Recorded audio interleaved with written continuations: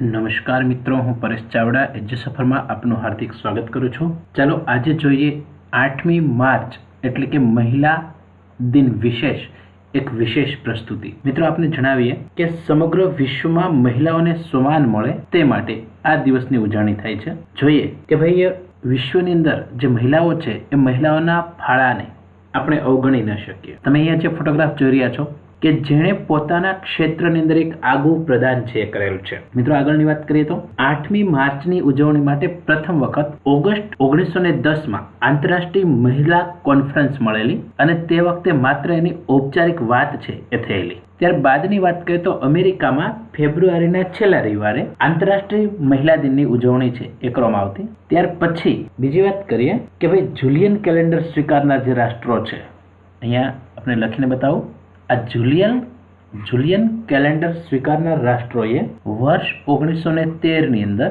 આંતરરાષ્ટ્રીય મહિલા દિન છે એને ફેબ્રુઆરીના છેલ્લા શનિવારે ઉજવેલો, જેને આપણે ફેબ્રુઆરી બોલીએ છીએ એના છેલ્લો શનિવાર। બીજી વાત એ જણાવીએ કે ભાઈ 8મી માર્ચ અને 1914થી, હું અહીંયા લખવાનો પ્રયાસ કરું, 8 માર્ચ 1914થી આ દિવસને વિધિવત રીતે ઉજવવાની શરૂઆત કરવામાં આવી। ત્યાર પછી મિત્રો એક મહત્વનો મુદ્દો એ પણ છે કે આ દિવસનું વિશેષ મહત્વ વર્ષ 1977 પછી વધવા પામ્યું છે, કારણ કે યુનાઇટેડ નેશન્સની જે સામાન્ય સભા છે એની અંદર 8મી માર્ચને એટલે કે અહીંયા 8 માર્ચને મહિલા અધિકાર દિન તરીકે એને ગણવામાં આવ્યો। આમ મિત્રો આ દિવસને ઉજવવાની શરૂઆત છે એ થયેલી। તો આજે આપણે એવા કેટલાક નારી રત્નોને ઓળખવાના છે કે જેણે દેશને એક સારું એવું ગૌરવ અપાવ્યું છે અને દેશના કલા વારસાને, દેશના નામને સમગ્ર વિશ્વની અંદર રોશન કર્યું છે। તો મિત્રો ચાલો જોઈએ થોડાક એવા ચહેરાઓ કે જેણે દેશને ખરેખર ગૌરવ છે એ પ્રાપ્ત કરાવ્યું છે। સૌપ્રથમ શરૂઆત કરીએ ઇન્દિરા ગાંધીની। તો ઇન્દિરા ગાંધી કે જેનો જન્મ 19 નવેમ્બર 1917ની અંદર થયેલો। મિત્રો આપણે જણાવીએ કે તેઓ ભારતના 5મા વડાપ્રધાન પદ પર હતા। એક વાત એની એ પણ કહી શકાય કે તેઓ વર્ષ 1966થી 1977 સુધી સળંગ વડાપ્રધાન રહેલા। મિત્રો આપણે એક વાતથી વાકેફ કરીએ કે ગાંધીજી અને ઇન્દિરા ગાંધી બંનેની સરનેમ સરખી હોવા છતાં એના કોઈ કૌટુંબિક સંબંધો છે એ નથી એવું કહી શકાય। મિત્રો આપ જાણતા હશો, ઇન્દિરા ગાંધી છે તેના પિતા એ જવાહરલાલ નહેરુ હતા। માતાનું નામ હતું કમલા નહેરુ। તેમના પિતાની ઓળખ, માતાની ઓળખ સાથે પતિની ઓળખ પણ જણાવીએ કે તેમના પતિ હતા ફિરોજ ગાંધી અને તેમને સંતાનોમાં રાજીવ ગાંધી અને સંજય ગાંધી હતા। તો મિત્રો ઇન્દિરા ગાંધીને ઘણા બધા ઉપનામ પણ મળેલા છે, જેમાં એક છે પ્રિયદર્શની અને બીજું છે ભારતના લોખંડી મહિલા।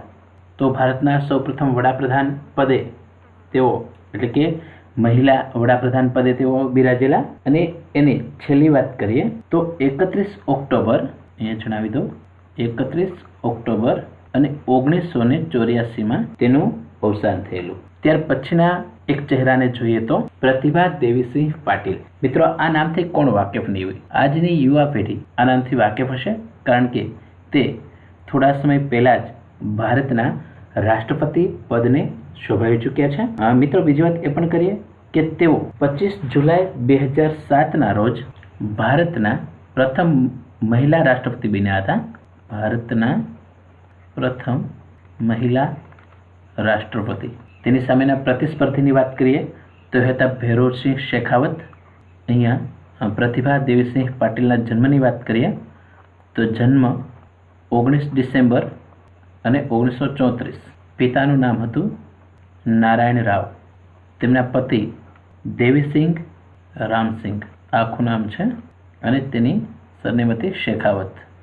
તેઓ વર્ષ 2004થી 2007 સુધી રાજસ્થાન રાજ્યના રાજ્યપાલ રહી ચૂક્યા છે। તેમના સંતાનોમાં એટલે કે સંતાન એક પુત્ર અને એક પુત્રી.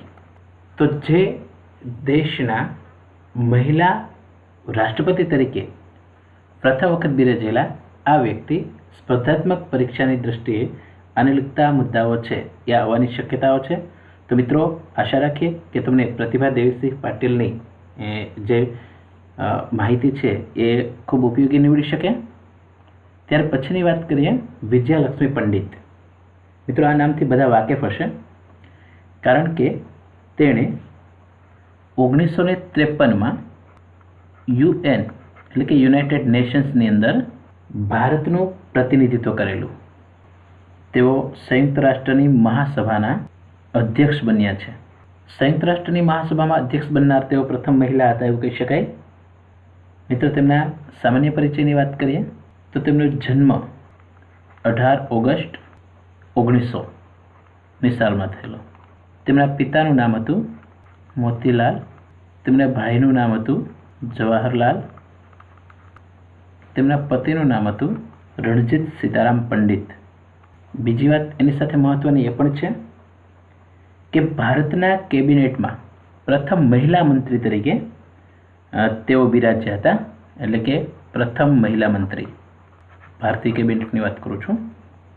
તેમના સંતાનોની અંદર તો કે જે ઉપન્યાસ સાથે સંકળાયેલા છે એવા નૈના તારા સહેગલ, અન્ય 2 પુત્રીઓ છે એનો પણ ઉલ્લેખ થયેલો છે. તેમનું મૃત્યુ એટલે કે અવસાન વિજયાલક્ષ્મી પંડિતની વાત કરી રહ્યો છું અહીંયા 1 ડિસેમ્બર 1990માં થયેલું. ત્યાર પછીની વાત કરીએ મિત્રો તો ઇલાબેન ભટ્ટ, કે જેણે સેવાને પોતાનો પરિચય બનાવી દીધો છે અથવા પર્યાય બનાવી દીધો. મિત્રો, આપ જાણતા હશો કે અમદાવાદની અંદર આ સંસ્થાએ ખૂબ સારી એવી કામગીરી છે એ કરી છે અને જેની વિશ્વ લેવલે નોંધ છે લેવાય છે. આપણે એક વાત એ પણ જણાવીએ કે ઇલાબેન ભટ્ટ છે તેમનો જન્મ 7 સપ્ટેમ્બર 1933ના થયેલો. 7 સપ્ટેમ્બર 1933. તેઓ અર્થશાસ્ત્ર વિષય સાથે નાતો ધરાવતા હતા. વર્ષ 1971માં તેમણે જે સેવા સંસ્થા છે એની સ્થાપના કરી છે અને જેનું પૂરું નામ આપને જણાવીએ તો જેને કહી શકાય સેલ્ફ એમ્પ્લોયમેન્ટ વુમન એસોસિએશન. તેમની કામગીરી છે એ ઘણા બધા ગરીબ પરિવારને ઉગારવા માટેની છે એવું કહી શકાય, જેની માત્ર રાષ્ટ્રે કે રાજ્ય જ નહીં પણ સમગ્ર વિશ્વએ નોંધ લીધી છે. એ પણ મહત્વની વાત છે. ઇલાબેનની જે વિશિષ્ટ કામગીરી છે તે બદલ ભારત સરકારે તેને વર્ષ 1985માં પદ્મશ્રીથી સન્માન્યા હતા અને 1986માં પદ્મભૂષણથી સન્માનિત થયેલા. તો મિત્રો, આ પણ એક અગત્યની માહિતી છે જે આપણી પરીક્ષાના મુદ્દાઓ છે એમાંથી બની શકે અને મહત્વના પ્રશ્નો છે એ પણ નીકળી શકે. ત્યાર પછીની વાત કરીએ સુનિતા વિલિયમ્સ. મિત્રો, આ નામ કોણ ન જાણતું હોય. ભારતની તો ઠીક, અમેરિકાની પણ જે હસ્તી કહી શકાય એવી આ વ્યક્તિ છે, જે અમેરિકાની અંદર કામ કરતી એક સંસ્થા NASA ના તેઓ અવકાશયાત્રી છે. મિત્રો, નાસાનું નામ તો આપ જાણતા જ છો, નેશનલ એરોનોટિક સ્પેસ એસોસિએશન. તેમના જન્મની વાત કરીએ એટલે કે સુનિતા વિલિયમ્સના જન્મની વાત કરીએ તો તેમનો જન્મ છે એ 19 સપ્ટેમ્બર 1965માં થયેલો.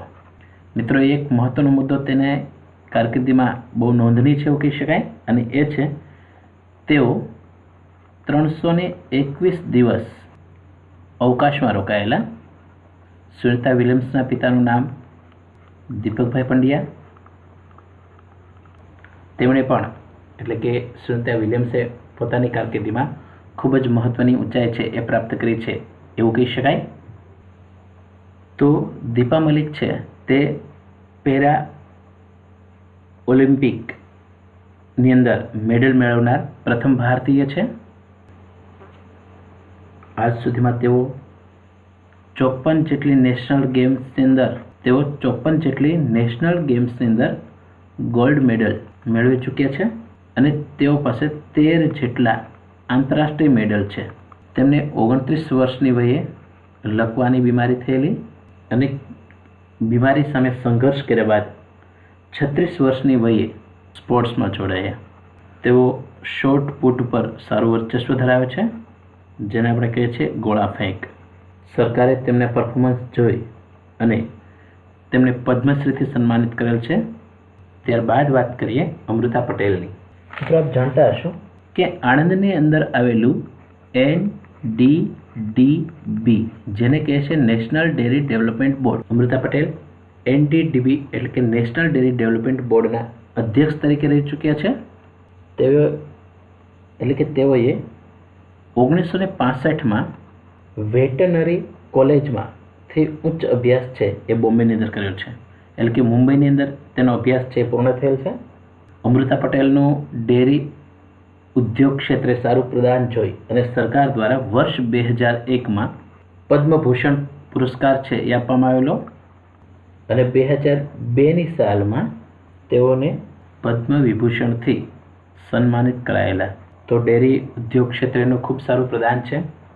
મિત્રો, આશા રાખીએ કે આ વિડીયો અંતર્ગત આપેલી માહિતી આપને ગમી હશે. એટલે કે અમારા વિડીયોને લાઈક કરો, શેર કરો અને જો આ માહિતી સારી લાગે તો અન્ય મિત્રો સુધી જરૂરથી પહોંચાડો.